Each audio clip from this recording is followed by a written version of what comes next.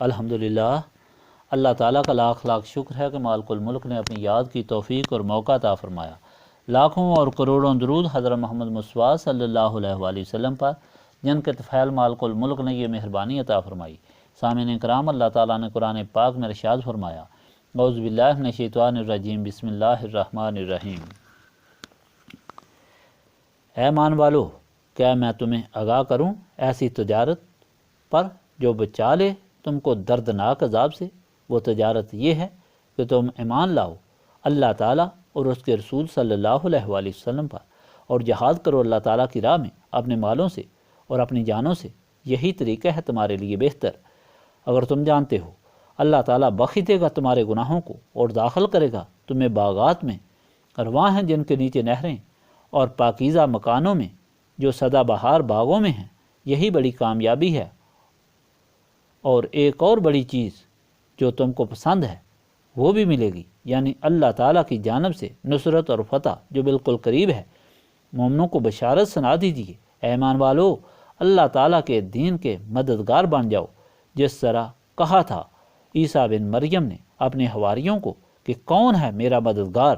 اللہ تعالیٰ کی طرف بلانے میں حواریوں نے جواب دیا، ہم اللہ تعالیٰ کے مددگار ہیں۔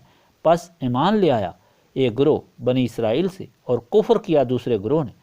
پھر ہم نے مدد کی ان کی جو ایمان لائے، ان کے دشمنوں کے مقابلہ میں بالآخر وہی غالب رہے۔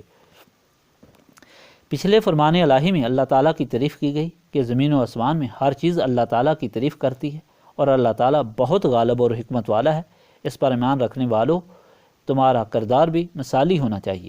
وہی بات کرو جس پر تم عمل کر سکو، اور جب اللہ تعالیٰ کی راہ میں جہاد ہو تو سیسا پلائی ہوئی دیوار کی طرح کھڑے ہو جاؤ۔ اور اے مشرکین مکہ، یہود و نصارہ، گزشتہ تاریخ دیکھ لو، اللہ تعالیٰ اور اس پر ایمان لانے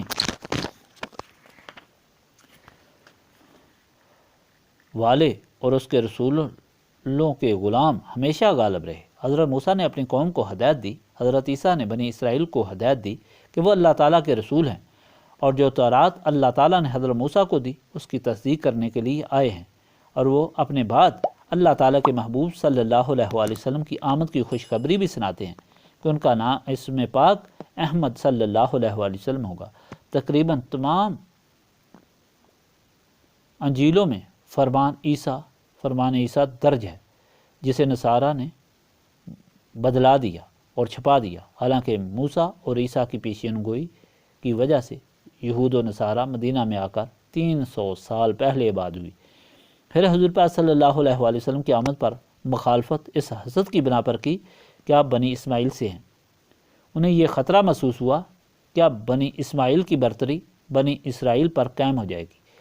تو اللہ تعالیٰ نے فرمایا کہ اللہ تعالیٰ کے حکم کو نہ کوئی ٹال سکتا ہے، نہ روک سکتا ہے، نہ ختم کر سکتا ہے۔ اللہ تعالیٰ نے اسلام بھیجا نبی پاک صلی اللہ علیہ وآلہ وسلم کے ذریعے، اور وعدہ فرمایا کہ اب یہی دین قیامت تک ہوگا، اور یہ دین تمام گزشتہ دینوں پر غالب ہوگا۔ ان کی کوشش چراغ کو پھونکوں سے بچانے کے مترادف ہے، جو باطل کوشش ہے۔ آج کے فرمان میں ایمان والوں کو ہدایت دی گئی کہ بہترین عمل اللہ تعالیٰ کی راہ میں جان اور مال کو خرچ کرنا ہے اور ہر چیز قربان کرنا ہے۔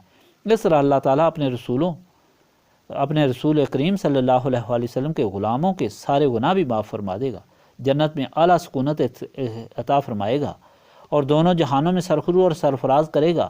اور یہ مومنین کے لیے خوشخبری ہے، اور حکم ہوا کہ اللہ تعالیٰ کی راہ میں سب کچھ قربان کریں، عیسیٰ کی طرح کہ جب انہوں نے اپنے حواریوں سے فرمایا کہ کون اللہ تعالیٰ کے راستے میں میری مدد کرے گا، تو ان کے حواریوں نے کہا کہ ہم اللہ تعالیٰ کے دین پر آپ کی مدد کریں گے۔ تو کچھ اس دعوے پر قائم رہے اور کچھ بگڑ گئے اور منکر ہو گئے، تو اللہ تعالیٰ نے مومنین کے دشمنوں کے خلاف مومنین کی مدد کی، اور اس طرح مومنین غالب ہوئی۔ سارے فرمان الہی میں یہ ہدایت دی گئی کہ نبی پاک صلی اللہ علیہ وآلہ وسلم اللہ تعالیٰ کے آخری رسول صلی اللہ علیہ وآلہ وسلم ہیں، اور آپ صلی اللہ علیہ وآلہ وسلم کو جو دین دے کر بھیجا گیا، اب یہی دین قیامت تک غالب رہے گا، اور وہی سرخرو اور سرفراز ہوگا جو اس دین کے لیے جان مال ہر چیز قربان کرنا اپنی سعادت سمجھے گا۔ ایسے شخص کے لیے خوشخبری سنائی گئی کہ دنیا میں وہی غالب رہے گا، اس کے ساتھ مقابلہ کرنے والے تباہ و برباد ہوں گے، اور آخرت میں ان کے لیے عالی شان محلات اور باغات ہوں گے جن کے نیچے نہریں بہہ رہی ہوں گی، اور اطمینان قلب نصیب ہوگا جو سب سے بڑی دولت ہے۔ لیکن یہ خوش نصیبی ان کو نصیب ہوگی جن کے دل و دماغ نسبت رسولی صلی اللہ علیہ وآلہ وسلم سے منور ہوں گے، اور اسے کوئی لالچ محبت اپنی طرف نہیں کھینچ سکے گا، اور کوئی ڈر اور خوف اس کو اس قربانی سے باز نہیں کر سکے گا۔ گویا نسبت رسولی صلی اللہ علیہ وآلہ وسلم ہی اللہ تعالیٰ کا بندہ خاص بننے کا ذریعہ ہے، اور اللہ تعالیٰ کی ان گنت نعمتوں کا حقدار بنانے کا وسیلہ ہے۔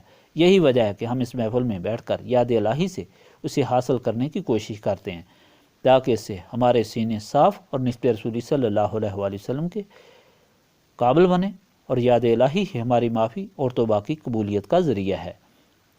اللہم صلی علی سیدنا محمد وعلی آلہ وصحبہ صلاۃ تکون لنا امان من کل خوف، لا الہ الا انت سبحانک انی کنت من الظالمین۔ ربنا آتنا فی الدنیا حسنۃ وفی الآخرۃ حسنۃ وقنا عذاب النار۔ استغفر اللہ العظیم الذی لا الہ الا هو الحی القیوم واتوب الیہ۔ استغفر اللہ العظیم الذی لا الہ الا هو الحی القیوم واتوب الیہ۔ استغفر اللہ العظیم الذی لا الہ الا هو الحی القیوم واتوب الیہ۔ ربنا تقبل منا انک انت السمیع العلیم وتب علینا انک انت التواب الرحیم۔